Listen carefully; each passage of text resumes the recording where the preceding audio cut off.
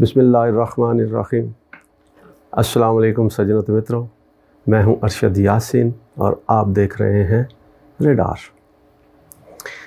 سجنوں و متروں، گزشتہ 24 گھنٹوں میں لوگوں کی آنیاں جانیاں عجیب منظر پیش کر رہی ہیں۔ منظر ہی نہیں، بہت کچھ بتا بھی رہی ہیں کہ ہو کیا رہا ہے اور ہونے کیا جا رہا ہے۔ وزیر اعظم ہاؤس ہو، ایوان صدر ہو یا لندن میں افراتفری کا عالم ہے، ہلچل مچی ہوئی ہے، اور اسلام آباد میں تو لوگ رات بھی جاگتے ہیں، پتہ نہیں کس وقت کیا ہو جائے۔ عجیب منظر۔ اور اس سب میں صدروں و متروں، میں آپ کو ایک بڑی خوشخبری دوں، اور سب مان گئے۔ کس پہ سب مان گئے؟ وہی تعیناتی جس پہ اختلاف کی باتیں ہو رہی تھی، ادھر ادھر کے معاملات چل رہے تھے اس پہ، اور سب مان گئے۔ اس کی تفصیل میں آپ کے سامنے رکھتا ہوں، لیکن جو سرگرمیاں جاری رہیں، جس میں نے پہلے بھی کہا کہ کہیں سرگوشیاں ہو رہی ہیں، کہیں قیاسرائیاں ہو رہی ہیں، اور کہیں ٹیلی فون کی گھنٹیاں بھی کھڑک رہی تھیں، اور کھڑکی بھی ہیں۔ اور پھر رات گئے ایک ہیلی کاپٹر اچانک وزیر اعظم ہاؤس بھی اترا۔ کیوں؟ کیا طے ہوئے، کیا معاملات تھے، اور اس ہیلی کاپٹر میں کون آیا اور کیا پیغام دیا گیا؟ یہ بھی بہت اہم بات ہے جو میں آپ کے سامنے رکھوں گا۔ اور یہ بھی اطلاعات ہیں سوشل میڈیا پہ، تو یہ ہر دوسرے جو ہے وہ پروگرام میں یہ بات کی جا رہی ہے کہ آرمی چیف کی تقرری کی سمری پہنچ گئی ہے۔ اب یہ سمری تو پہنچ گئی ہے، تو اس میں ہے کیا، یہ بھی ہم بات کر لیتے ہیں۔ اور سب سے اہم بات جس کا میں آغاز اپنے ویلاگ سے کروں گا کہ ایوان صدر سے وزیر اعظم ہاؤس تک اسحاق ڈار کی پھرتیاں کیوں اور کیسی۔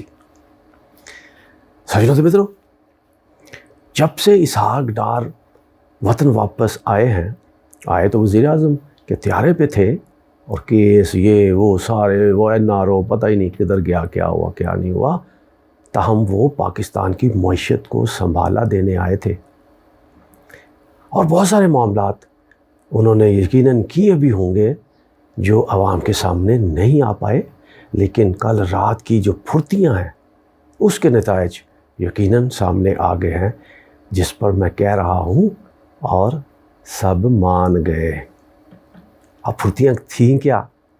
اب وہ کبھی ایوان صدر پہنچتے تھے، ایوان صدر سے صدر مملکت سے ملاقات، اور کہیں وہ وزیر اعظم ہاؤس میں جاتے تھے اور وزیر اعظم سے بھی ملے جو قرنطینہ میں ہیں۔ سجنوں و متروں، اور کل ان کا یہ کرونا بھی مشکوک ہو گیا، وہ میں آپ کو وہ بھی بتا دیتا ہوں وہ کیسے۔ اب اسحاق ڈار نے کہتے ہیں کہ جہاں اسحاق ڈار کی پھرتیاں تھیں، بہت اہم پیغامات ایک دوسری طرف گئے، اور یہاں پر وزیر اعظم ہاؤس سے ایک پیغام لندن میں بھی ہنگامی طور پہ پہنچایا گیا تھا، اور وہ پیغام تھا کیا، یہ بھی میں آپ کو بتاتا ہوں۔ لیکن اسحاق ڈار کی وزیر اعظم ہاؤس میں وزیر اعظم سے بھی 101 ملاقات بھی ہوئی، اسحاق ڈار کی نہیں ہوئی۔ وزیر اعظم سے کل 2 وفاقی وزراء بھی ملاقات کرنے پہنچے، اور ملاقات بھی ہوئی، یاس صادق اور خواجہ آصف، ان کی ملاقات بھی ہوئی۔ اور پھر اسحاق ڈار کل ایوان صدر گئے، اور ایوان صدر میں صدر مملکت سے ملاقات ہوئی، اور وہاں پر کیا معاملات طے ہوئے، کیا نہیں ہوئے، کیا پیغام پہنچایا گیا، کیا۔ لیکن ایک بات جو سامنے آئی وہ یہ تھی کہ صدر مملکت کسی قسم کی سمری روکنے کی یا ڈیڈ لاک کی بات نہیں کریں گے، آئین اور قانون کے مطابق کام کریں گے، یہ ان کو یقین دہانی کروائی۔ اور اسحاق ڈار نے یہی بات بعد میں اتحادی جماعتوں کے سربراہان سے ملاقات کے درمیان کہی۔ اتحادی سربراہ مثلاً آصف زرداری، مولانا فضل الرحمان اور دیگر بھی اصل میں تو 3 پلیئرز یہی ہیں زیادہ، باقی دیگر میں شامل ہوتے ہیں تو ویسے 14 جماعتوں کے سربراہان، باقی لیکن دیگر میں ہیں کیونکہ پارلیمنٹ میں ان کی کوئی حیثیت نہیں، کوئی بندہ ہی نہیں ہے، لیکن بہرحال پارٹیاں تو ہیں۔ ان کو انہوں نے پھر بریفنگ دی، بتایا کہ صدر کے ساتھ کیا ملاقات ہوئی اور لندن سے ان کو کیا پیغام ملا تھا، جو میں نے کنوے کیا اور آپ کے سامنے بھی رکھ دیا۔ سجنوں تو مترو، ایک یہاں پر بات بہت اہم ہوئی۔ مولانا صاحب نے فرمایا کہ جناب یہ معاملہ آپ کس حیثیت سے بتا رہے ہیں اور آپ کس حیثیت سے صدر صاحب کو ملنے گئے تھے؟ اسحاق ڈار صاحب نے کہا میں نے وزیر اعظم شہباز شریف کا پیغام ان کو پہنچایا ہے اور آپ سے بھی میں بریفنگ وزیر اعظم شہباز شریف کی ہدایت پر کر رہا ہوں، جس پر آصف زرداری صاحب نے کہا کہ وزیر اعظم نے جو پیغام آپ کو دیا تھا وہ ہمیں بھی تو دیا جا سکتا تھا، وہ ہمیں کیوں نہیں مل رہے؟ آپ کو انہوں نے ملاقات کی، ہم سے ملاقات نہیں کی۔ اس پہ مولانا فضل الرحمان بضد رہے کہ وزیر اعظم خود ہم سے بات کرے اور ہم سے ملاقات کرے۔ سجنوں تو مترو، پھر یہ بات یہاں ختم نہیں ہوئی، پھر مولانا فضل الرحمان کی وزیر اعظم ہاؤس میں وزیر اعظم سے ملاقات بھی کروا دی گئی۔ کرتینا ٹائم فش، مولانا فضل الرحمان سے ملاقات ہوئی، اس میں کیا بات ہوئی کیا بات نہیں ہوئی یہ اپنی جگہ پہ ہے، لیکن جو میں کہتا ہوں اور سب مان گئے، اس حوالے سے کہتا ہوں کہ آرمی کے اہم جو تعیناتی تھی اس پہ بات چل رہی تھی۔ کوئی کہتا تھا جی عمران خان اپنا بندہ لگوانا چاہتا ہے، کوئی کہتا تھا جی متنازع بنایا جا رہا ہے ادارے کو، کوئی کہتا تھا کہ جناب نہیں نواز شریف نہیں مان رہا، وہ کہتا میرا بندہ ہو، آصف زرداری کہتے میرا بندہ ہو، ہر بندہ اپنا اپنا لگوانا چاہتا، لیکن جو ادارہ تھا کیا ان کا بھی کوئی اپنا تھا یا نہیں تھا؟ جی سجنوں مترو، یاد ہے نا آپ کو میں نے بہت پہلے کہہ دیا تھا کہ جن کا بندہ ہے فیصلہ ختمی اور آخری انہی کا ہوگا۔ اب میں آپ کو بتاتا ہوں کہ سب سے پہلے تو پھر عمران خان نے کہا کہ جی آرمی چیف کی تعیناتی ہمارا مسئلہ نہیں ہے، یہ وزیر اعظم کا مسئلہ ہے، وہ کرتا ہے کیا نہیں کرتا، ہم انتظار کرتے ہیں دیکھتے ہیں، ہماری کوئی خواہش نہیں ہے، بس میرٹ پہ ہو جائے، سینئر موسٹ کو لگا دیا جائے، یہ کہہ کے انہوں نے اپنی جان چھڑا لی۔ بعد میں میاں نواز شریف صاحب نے بھی کہا کہ جناب ہم تو اس معاملے میں میرٹ کو دیکھیں گے اور میرٹ پہ فیصلہ ہوگا۔ خواجہ آصف صاحب نے کہہ دیا جو وزیر دفاع ہیں کہ جناب نواز شریف سے تو ملاقات ہی کوئی نہیں، اس بار میں بات ہی کوئی نہیں ہوئی، مشاورت ہوئی ہی نہیں ہے سرے سے، تو اس کا مطلب نواز شریف نے ایسے ہی اپنے طرف سے کہہ دیا تھا۔ لیکن بعد میں آصف زرداری صاحب سے جب ان سے آرمی چیف جنرل باجوہ کی ملاقات ہوئی، جس کا میں نے کل احوال آپ کے سامنے رکھا تھا، اس کے بعد زرداری صاحب نے بھی کہہ دیا کہ جناب ہمیں بھی کوئی اعتراض نہیں ہے، وزیر اعظم جو نامزدگی کریں گے ہمیں اس پہ کوئی اعتراض نہیں ہے، وزیر اعظم کا اختیار ہے۔ مولانا فضل الرحمان نے بھی اسی انداز میں ہی بات کی۔ اب صدر مطلب سب سے بڑی پارٹی تحریک انصاف، جس کا اختیار مذاکرات کا اس کو صدر ڈاکٹر عارف علوی کو دیا گیا تھا، کل ان سے بھی پھر اسحاق ڈار نے ملاقات کی اور ان سے جو بات ہوئی وہ بھی میں نے آپ کو بتا دیا۔ انہوں نے کہا کہ میرے پاس جو سمری آئے گی میں اس پہ دستخط کر دوں گا، ڈیڈ لاک کرنے کی کوئی ضرورت پیش نہیں آئے گی، آئین اور قانون کے مطابق وہ فیصلہ ہو جائے گا، اور یہ وزیر اعظم کا اختیار ہے کہ وہ سمری بھجوائیں۔ اب یہ ساری چیزیں سجنوں تو متروں میں نے آپ کے سامنے اس لیے رکھی ہیں کہ آپ کو بھی سمجھ آ جائے کہ اور سب مان گئے ہیں۔ اب اس معاملے پہ سجنوں تو متروں سب سے ملاقاتیں ہوئیں، اور سب سے اہم ملاقات جو اس سے ہٹ کے ہوئی وہ تھی صدر سے چیئرمین سینٹ صادق سنجرانی کی۔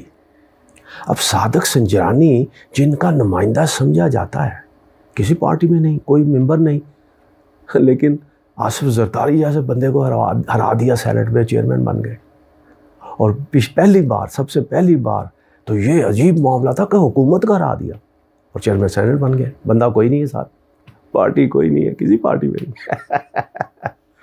کہتے ہیں کہ جن کا بندہ تھا ان کا پیغام لے کر بھی وہ ایوان صدر میں پہنچا، لیکن سجن تو مترو اس کے ساتھ ساتھ ایک اور میں بات بتاتا چلوں. کل ہی پی ٹی آئی کے لوگوں نے چیئرمین سینٹ پر عدم اعتماد کر دیا ہے اور ان سے کہا ہے کہ آپ اپنے عہدے سے مستعفی ہو جائیں، یعنی چیئرمین سینٹ اپنے عہدے سے مستعفی ہو جائے. کیوں؟ اچانک یہ تبدیلی کیوں؟ اچانک یہ ناپسندگی کیوں؟ میں آپ کو یاد دلا دوں سجنوں مترو، 8 دن پہلے حکومتی اتحاد نے ایک اپنے اعلیٰ سطحی اجلاس میں فیصلہ کیا تھا کہ ہم چیئرمین سینٹ کے خلاف عدم اعتماد کی تحریک لائیں گے اور یوسف رضا گیلانی کو چیئرمین سینٹ بنائیں گے، کیونکہ یہ حکمران اتحاد میں یہ فیصلہ ہوا تھا کہ وزیر اعظم ہوگا نون کا اور چیئرمین سینٹ ہوگا پیپلز پارٹی کا. یہ اندر جو کھچڑی پک رہی تھی پی ڈی ایم میں، یہ میں اس تناظر سے آپ سے بات کر رہا ہوں. اب پی ٹی آئی نے اچانک کہہ دیا کہ جناب استعفیٰ دے دیں. اب استعفیٰ دے دیں سے مطلب کیا ہوا؟ تو یہ تو راستہ سیدھا یوسف رضا گیلانی کے لیے کھل نہیں گیا کہ حکمران اتحاد کی تو وہاں پر اکثریت ہے، پی ٹی آئی کی تو اکثریت نہیں ہے. تو اگر استعفیٰ دے دیتے ہیں، الیکشن ہوتے ہیں، تو پی ٹی آئی کا بندہ تو نہیں ہوگا کون؟ سیدھا یوسف رضا گیلانی. کہیں بات کچھ نہ کچھ طے ہو گیا. کیا ہوا کیا نہیں ہوا، پھر بات تو وہی ہے اور سب مان گئے.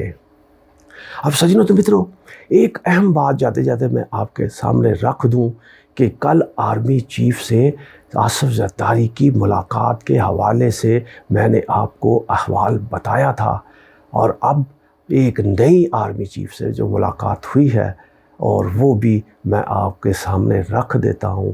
اس میں بھی ختمی اطلاعات اور ختمی پیغام مسلم لیگ نون کو اور کہہ لیجئے کہ حکومت کو پہنچا دیا گیا ہے کہ یہ معاملات ہوں گے اور اس معاملات پر معاملات آگے بڑھیں گے، جس کا پیغام لندن بھی پہنچ چکا ہے. اور سجنوں تو مترو، اب اور سب مان گئے.